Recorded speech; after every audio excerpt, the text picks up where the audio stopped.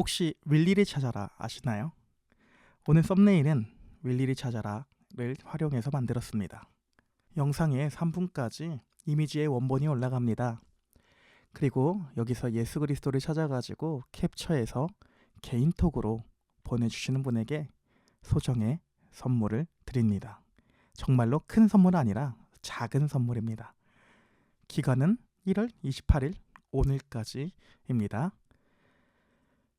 우리는 살다 보면 정말로 내 뜻대로 나의 인생을 살아가지 못합니다. 나에게 왜 이런 일이 일어나지? 혹은 좀 더 고결하고 사회적으로도 왜 우리 사회에 이런 참사가 생기는 거지?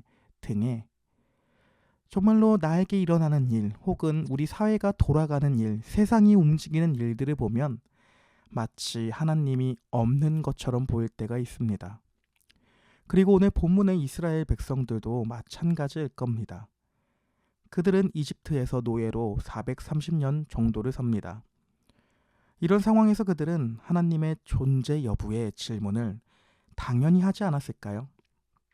그러나 오늘 본문에서는 우리가 느끼기에 하나님이 없는 것 같아 보이는 그런 상황에서도 하나님께서는 고통으로 울부짖는 자기의 백성 이스라엘의 소리를 듣고 계시고 보고 계시다는 것을 오늘 볼 수 있습니다. 함께 성경을 살펴봅시다. 그리고 윌리 이미지는 1분 20초 정도가 남았습니다. 대략. 먼저 출애굽기 2장의 본문을 요약해 드리도록 하겠습니다. 레위 지파의 부모 사이에서 한 아이가 태어납니다. 그러나 바로는 남자아이가 태어나면 모두 죽이라는 명령을 내렸습니다. 따라서 3개월이 지나 더 이상 아이를 숨길 수 없습니다. 그렇게 엄마는 파피루스 잎으로 상자를 만들고 그 안에 물이 들어가지 않도록 역청을 골고루 바릅니다. 그렇게 만든 파피루스 상자에 아이를 넣어서 나일강에 띄웁니다. 상황이 정말로 재밌습니다. 모든 남자아이를 죽이는 나일강이 모세를 구원하는 강으로 바뀌는 것입니다. 어쨌든 상자가 물에 떠오르는 것을 본 아이의 누나는 갈대 상자를 뒤따라가 봅니다. 이때 마침 바로의 공주가 나일강으로 목욕을 하러 나옵니다. 그리고 상자는 공주의 앞을 지나갑니다. 공주가 상자를 열어보니 히브리 사람의 아기가 있는 것을 봅니다. 공주는 이 아기를 자신의 아이로 입양해서 키우려고 합니다. 그때 아이의 친누이가 좋은 유모, 젖을 먹일 유모를 소개시켜줄 수 있다고 말합니다. 그렇게 아이의 친어머니는 유모로 아이를 키우게 되고 나이가 되었을 때에 공주의 집으로 다시 보냅니다. 이 아이의 이름은 뭐라고 성경에 나오나요? 바로 물에서 건져냄이라는 뜻을 가진 모세입니다. 시간이 흘러 모세는 40살이 됩니다. 이때 한 사건이 벌어집니다. 이집트 사람이 히브리 사람을 학대하는 장면을 봅니다. 그리고 모세는 이집트 사람을 죽입니다. 그러나 히브리 사람은 오히려 모세가 나쁜 사람이라고 고발합니다. 이로 인해 40살의 모세는 미디안 광야로 도망치게 됩니다. 광야에서 미디안 제사장 르우엘, 후에는 이드로라는 이름으로 나오는 그 르우엘의 딸 십보라를 모세는 도와주게 됩니다. 이 만남으로 둘은 결혼을 하며 아들을 낳아서 타국에서 나그네가 됨이라는 의미의 게르솜을 낳습니다. 그는 할례를 받지 않았습니다. 이 이야기는 후반부에 다시 한번 나오게 될 겁니다. 어쨌든 모세는 광야에서 40년을 더 살아갑니다. 모세 또한 하나님 어찌하여 나에게 라는 질문을 많이 했을 것입니다. 모세도 지금 하나님이 나에게 없는 것과 같은 삶을 살아가고 있는 것입니다. 출애굽기 3장입니다. 어느덧 모세는 80살이 되었습니다. 그렇게 그는 어제와 똑같은 오늘의 일상, 반복되는 그의 삶을 살아갑니다. 그러나 오늘은 호렙산에서 이상한 장면을 목격합니다. 어느 한 떨기나무에, 가시떨기나무에 불이 붙었지만 그 나무가 타고 있지 않는 것을 목격합니다. 마치 오늘날에 이러한 영상이 SNS에 올라왔다면 와, 이거 AI로 만든 영상인가? 라는 생각이 들 정도로 이해되지 않는 상황일 겁니다. 그리고선 떨기나무 사이에 선 하나님의 사자의 음성이 들립니다. 그리고선 가까이 가니 하나님께서 모세에게 너가 서 있는 곳은 거룩한 땅이니 너 발에서 신을 벗으라고 말합니다. 그리고 하나님께서는 이스라엘의 고통을 확실히 보았다고 하시며 모세 너를 통해 이스라엘 백성을 애굽에서 꺼낼 것이라고 말씀해 주십니다. 이에 모세는 두려워합니다. 내가 누구이기에 그런 일을 합니까? 라고 하나님을 향해 묻습니다. 이 대답에 하나님은 내가 반드시 너와 함께 있으리라고 말씀해 주십니다. 그렇게 모세는 당신은 누구이십니까? 라고 하며 하나님의 이름을 묻습니다. 이에 하나님께서는 나는 스스로 있는 자라고 자기 자신을 알려주시며 나는 전능한 존재이자 약속을 기억하는 너희와 함께하는 하나님이라는 하나님에 대해서 자신이 어떤 분이신지에 대해서 말씀해 주십니다. 그렇게 하나님은 출애굽이 어떻게 진행될지 후반부의 이야기를 미리 모세에게 스포일러를 해줍니다. 오늘의 본문 마지막 출애굽기 4장은 그럼에도 모세는 하나님을 향하여 나는 못 갑니다 라고 말합니다. 내가 만약 이집트에 가서 하나님의 말을 했는데 그들이 나를 믿지 않으면 어떻게 합니까? 라고 하나님을 향해 묻습니다. 당연합니다. 모세는 동족에 의해 이미 한번 배신을 당한 경험이 있기 때문입니다. 따라서 하나님은 모세의 질문에 대해서 표적을 보여주십니다. 지팡이를 뱀으로 만들게 하시고 또한 손에 피부병이 생기게 했다가 피부병을 낫게 해줍니다. 이 표적을 봄에도 불구하고 모세는 다음으로 나는 입이 둔한 사람입니다 라고 말합니다. 이에 대해 하나님은 누가 사람의 입을 지었느냐? 내가 만들었다라고 말하면서 그럼에도 거부하는 모세를 향하여 너의 형 아론을 만나게 해서 아론이 너를 도울 것이다 라고 말해줍니다. 그렇게 결국 모세는 장인 이드로에게 돌아가 하나님이 저보고 이집트로 가라 합니다 하고 이드로는 딱 한마디 말을 합니다. 잘 가게 랍니다. 겁나 테토남입니다. 그렇게 이집트로 돌아가는 길에 하나님은 모세에게 다시 한번 말씀해 주십니다. 너가 본 기적들을 이집트 사람에게도 보여주라고 합니다. 그러나 파라오는 쉽게 보내주지 않을 것이라고 또 미리 알려줍니다. 쉽지 않은 상황이 계속해서 반복됩니다. 하나님이 있음에도 고난과 고통이 있다는 상황을 말해주고 있는 것입니다. 어쨌든 모세는 이집트로 가게 됩니다. 가는 길에 자신의 아들이 할례를 받지 않는 것 때문에 하나님이 모세를 죽이려고 합니다. 따라서 십보라는 바로 아들의 할례를 행동합니다. 그만큼 할례는 언약 백성의 징표로서 중요한 언약입니다.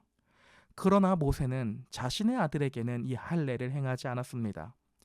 그는 할례의 중요성을 알면서도 하고 있지 않았던 것입니다. 이 사건으로 인해 모세는 결국 내가 두려워할 대상은 이집트의 파라오가 아니라 하나님이라는 인식이 있게 되며 십보라의 피난편이라고 하는 고백은 결국 피 흘림이 있어야지만 구원을 받는다는 출애굽의 이야기를 보여주게 될 것입니다. 이제 모세는 아론과 만나 이스라엘의 원로들을 만나 자신이 겪은 이야기를 말하며 오늘 본문은 마무리가 됩니다. 그렇다면 오늘 본문들이 예수 그리스도와 어떤 연관성을 가지게 될 수 있을까요? 가장 먼저 아기 모세가 생존할 수 있었던 이유는 하나님의 은혜입니다. 하나님은 이스라엘 백성들에게 전면적으로 등장하지 않습니다. 하지만 모세가 나일강에 흘러갈 때에 마침 공주가 목욕하에서 모세를 만나게 하는 이러한 모든 상황들을 섭리하고 계십니다. 우리가 볼 때는 마침이라는 단어처럼 우연이지만 하나님에게는 계획입니다. 그렇게 아기 모세는 건져집니다. 그리고 이와 같은 모세의 모습은 지난번에도 말씀드렸던 것처럼 아기 예수 또한 헤롯의 박해에서 하나님의 은혜와 섭리로 건져집니다. 이제 모세는 예수 그리스도의 그림자의 역할을 계속해서 보여줍니다. 또한 같은 민족에게 배신당한 모습도 모세와 예수님 둘 다 동일한 모습이 반복해서 구약과 신약에 나오게 되는 것도 정말 재미있는 성경의 포인트 중 하나입니다. 모세는 떨기나무 불꽃 가운데에 하나님의 사자를 봅니다. 이제 우리는 슬슬 이 사자가 누구인지 알 수 있을 것입니다. 누구일까요? 바로 성육신하시기 전 예수 그리스도의 모습을 보여줍니다. 따라서 삼위일체 하나님은 신약에서 만들어낸 어떤 신학적 교리가 아니라 구약에서도 나오는 모습이며 성경은 곧 삼위일체 하나님을 말하고 있는 것을 볼 수가 있습니다. 여하튼 가시떨기 나무 앞에서 모세에게 하나님은 자기 스스로를 나는 스스로 있는 자, 즉 나는 나다, I am I라고 말합니다. 누구를 통해 혹은 외부에서 정체성이 부여될 수가 없는 분, 그저 스스로가 스스로이신 분이라는 하나님의 전지전능함과 주권함과 영원함과 불멸성을 말씀해 주시는 것입니다. 그리고 지금 모세에게 하는 하나님의 말인 나는 나다라는 말을 신약에서 예수께서는 자기 자신을 향해 동일하게 사용하고 있습니다. 심지어 많은 반복을 통해서 말입니다. 신약 성경의 어느 책에서 이런 말씀을 예수께서 하실까요? 바로 요한복음입니다. 요한복음에서 예수님은 나는 나다를 7번이나 반복합니다. 나는 생명의 떡이다. 나는 세상의 빛이다. 나는 양의 문이다. 나는 선한 목자다. 나는 부활이요 생명이다. 나는 길이요 진리요 생명이다. 나는 참 포도나무이다. 이와 같이 예수께서 나는 나다라고 자기 자신을 나타내는 것은 오늘 모세에게 나타난 성부 하나님의 모습과 동일한 성자 하나님이신 예수 그리스도라는 것을 성경은 말하고 있는 것입니다. 마지막으로 모세가 피난편으로 불리는 것과 예수 그리스도입니다. 모세는 죽을 위기에 처했습니다. 그러나 아들의 할례 받은 피를 통해 생명을 얻게 됩니다. 사실 이 본문은 매우 난해한 본문 중에 하나입니다. 그러나 확실한 것은 교회의 신랑 되시는 예수께서는 십자가에서 자신의 피를 흘리심으로 신부인 교회를 사시고 죽음에서 건져내실 것을 미리 보여주는 그림자입니다. 따라서 모세의 아내 십보라는 모세를 향하여 피난편이라고 부르는 것입니다. 이렇게 중요한 할례는 구약의 언약 표징으로 이제 신약의 세례와 그리스도의 할례로 완성되는 것을 전체 성경은 말하고 있습니다. 이제 마치려고 합니다. 하나님이 없는 것 같은 삶을 살아갈 때가 있습니다. 그러나 오늘 썸네일의 이미지에서 예수님을 찾으셨나요? 찾으셨을 겁니다. 하나님이 없는 것 같은 모든 삶 가운데에서도 하나님은 계십니다. 하나님이 없는 것 같은 삶은 오늘 성경의 이스라엘과 모세도 마찬가지였습니다. 이스라엘에게는 430년 동안, 모세에게는 80년 동안 하나님이 없는 것 같아 보입니다. 그러나 오늘 본문에서 하나님은 계속해서 이스라엘을 보고 계시며 고통의 소리를 듣고 계십니다. 그렇게 때가 참에 모세에게 하나님 자기 자신을 나타내시며 모세를 세우십니다. 또 시간은 지나서 2000년 전에 모세보다 크신 그리고 더욱더 완벽하신 예수 그리스도는 이 땅에 왔습니다. 예수는 고통 가운데에 우리와 함께하며 우리보다 더욱더 많은 고통을 친히 감당하십니다. 예수님의 성육신은 하나님이 없는 것 같아 보이는 우리의 상황 가운데에서도 하나님이 여전히 이러한 비참한 우리의 현실 가운데에서도 함께 한다는 증거입니다. 이러한 증거를 바라보며 생각할 수 있는 오늘 하루가 될 수 있기를 여러분들을 위해 기도합니다. 오늘 하루도 힘내봅시다.